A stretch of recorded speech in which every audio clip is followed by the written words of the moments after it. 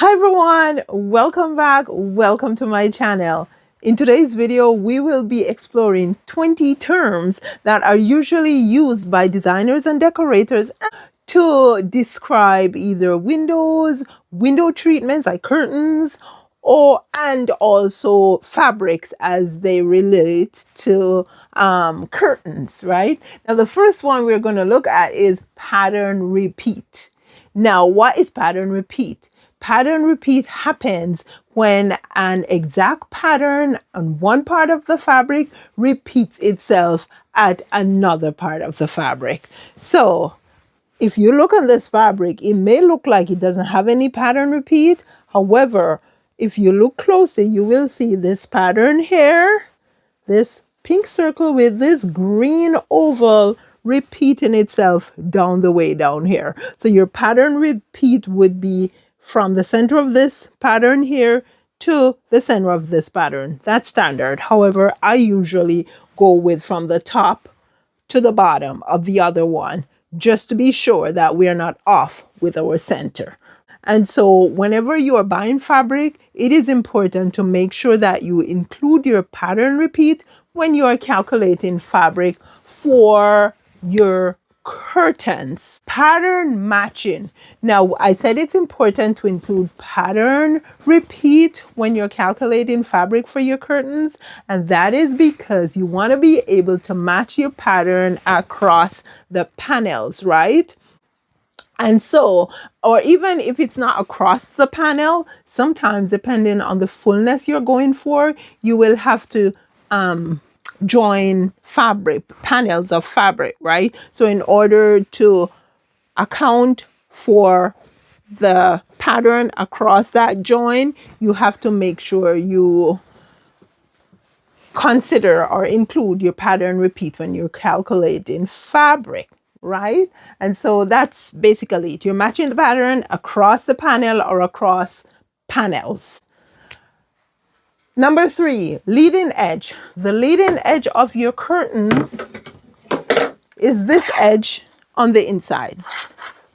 So you have 2 leading edges here, one here and one here. They are leading the rest of the curtain. Next, number 4 is width. Width of fabric is just what it suggests. Across your fabric, just like it came off the bolts. Basically, that's one width of fabric from self-edge to self-edge. So you may need one width of fabric to make a curtain panel. You may need 1.5 widths of fabric to make your curtain panel, which means you need one of this plus another half. And therein, your pattern repeat becomes important. You have to be able to match up your pattern, right? So they're all connected, right, guys? So the next one is return. Now, when we talk about return, we're talking about your curtain rod and subsequently your curtain panel. So your return will be that area that where the rod returns to the wall. When you are using a curtain rod that has a return and you're calculating fabric, you have to make sure you measure your return and add it to the rest of the rod. So simply put, your return is that area on your rod and your curtain that goes back to the wall. Your overlap. Your overlap happens at the center of the panels. There we go. Or the center of the rod. Yes, your overlap happens at the center of the rod, where your 2 leading edges overlap each other. And that is usually when you use headings like grommets or pleats, not so rod pocket or tunnel top, right? They usually just butt up beside each other at the center of the curtain rod. Next is lining. Lining is basically using usually a plain white or cream piece of fabric. Nowadays I see even colored fabric being used for lining. Very muted, but colored nonetheless. So instead of having your curtain looking like this, just one layer, you would have a plain piece of fabric behind it.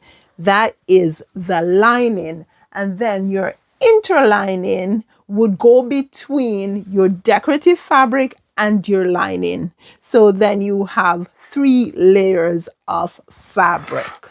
Your curtain heading. Your curtain heading is just as it suggests, the head of the curtain. Now, what do you want your header or heading? You'll hear heading or header style to be. This one is grommets. You can use, as I said, tunnel top. You can use pinch pleat, a single, double, triple pinch pleat. There are various headings you can use. But when you hear curtain heading, that's what we're talking about, the top here. Now, double hem. What's a double hem? You have a choice. It doesn't have to be tailored. It doesn't have to look tailored. You can just do a single hem.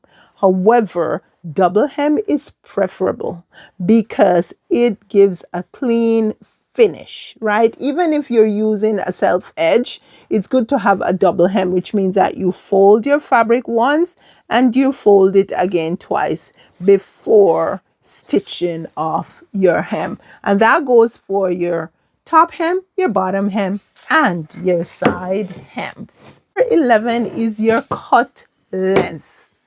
Your cut length, or you will see it sometimes written as C/L,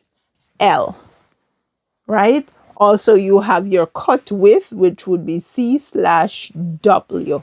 It is the raw fabric which is cut to make your curtains. So that has no hems at the top, nor hems at the bottom, nor hems at the side.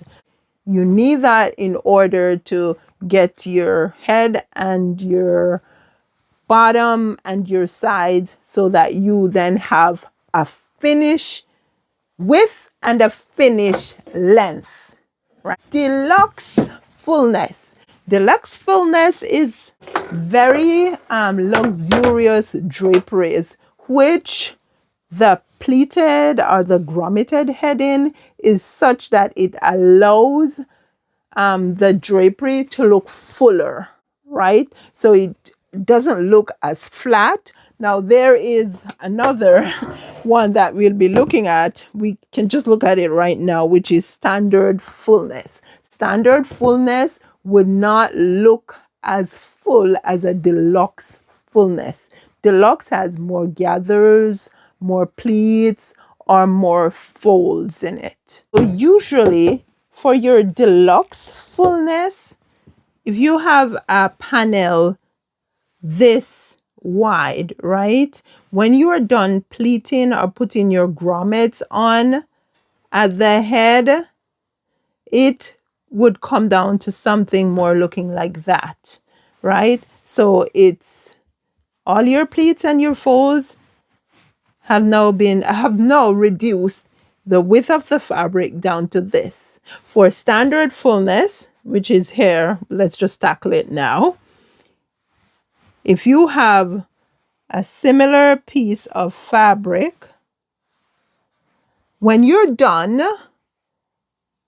pleating or putting on your grommets, your fabric would probably be reduced to something more like this, which means that this is all that you have incorporated into your folds, which means that it doesn't have that fullness as much as the deluxe curtain would have. And next is hems. You have your hems on your sides, at the top of your curtain, and the bottom of your curtains. That is the only way you can have a finished curtain or set of curtains with your hems. Top hems, bottom hem, top hem, bottom hem, and side hems. Hold back or tie back. Most people nowadays don't use holdbacks or tiebacks. However, they are still used in certain style, design, or decor. And so it's worth talking about, right? Because if you have a more traditional style, you may want to go with holdback or tie back, right? Most times now curtains are just left straight and you see all those lovely folds. But a tie back or a hold back would have your curtains looking something more like this. So you'd have a decorative hardware holding your curtains back towards the wall. However, your tie back is generally made from something soft. So instead of being rigid, you can tie that thing. So hold back, hardware, hold it, that's it. Tie back, you tie it, right? And so the tie back is, I would say, more versatile because the hold back, when it holds it in a certain place, it's there. Your tie back will allow you to tie back further, more tightly or loosely. Weighted curtains. Weighted curtains are curtains that are weighted down at the bottom, right? So you can have weights across, like this is a beaded weight that you can have running across at the base of your curtain, or you can use weights like these, which are generally stitched in to the hem of the curtain to the side, right? So it would be on the inside. You wouldn't be able to see it, right? The more weighted the heavier your curtains are, is the more luxurious they will look, because they will be able, the folds and pleats will be able to stay in place and your curtain will just sit nicely in place because it is weighted down. Spacing. So when we talk about spacing, we're talking about the space between your grommets, for example, at the head of your curtain here, or the space between your pleats, or even the space between your tab, whether it's hidden tab or it's visible tab. The space between is your spacing. So you decide what the spacing is going to be. Well, if you buy heading tape, usually you are allowed a certain spacing. But if you're doing your DIY from scratch, known tape, then you decide your spacing. Next, number 17 is stacking. Stacking happens when you pull your curtains all the way back and they sit in an area which is known as the stack back area. Usually clears the window and just sit on the edge of the frame of the window right back onto the wall. So the curtains are closed right now. And then you open the curtain, you stack the curtains back. Okay, we already dealt with standard fullness when we looked at deluxe fullness and one-way draw. One-way draw, simply put, just one curtain panel. So this is your window from here to here, and you draw it in one direction.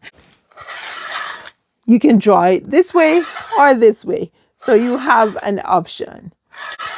But it's basically because it's just one panel. So that's why it is said to be one-way draw. You don't have two panels where you draw one to this side and draw one to this side. Number 20 is panel. I just said the word panel. This is your curtain panel. Now your curtain panel can be as wide as you want it to be. This is another panel. So usually to cover your window, if you're doing DIY or making your curtains at a workroom, you will have two panels. Sometimes, depending on the size of your window, when you go to buy ready-made or in-store curtains, you may end up with more than two panels because you want to have that fullness, right? However, your panel can be made from more than one width of fabric. It can be made from a width and a half of fabric, but it's still one panel. It can be made from two widths of fabric, but it's still one panel. So there you go, guys. There are 20 words that designers, decorators, workroom stylists use when they are talking about window treatments, specifically curtains and draperies, windows and fabrics as they relate to curtains and draperies. If you got value from this lesson, please go ahead, give me some thumbs up, subscribe to the channel, and remember to turn on your bell notification. Click all so that you won't miss out on any upcoming videos. I'm so looking forward to linking with you guys in the next video. You take care now. Thanks so much for being here.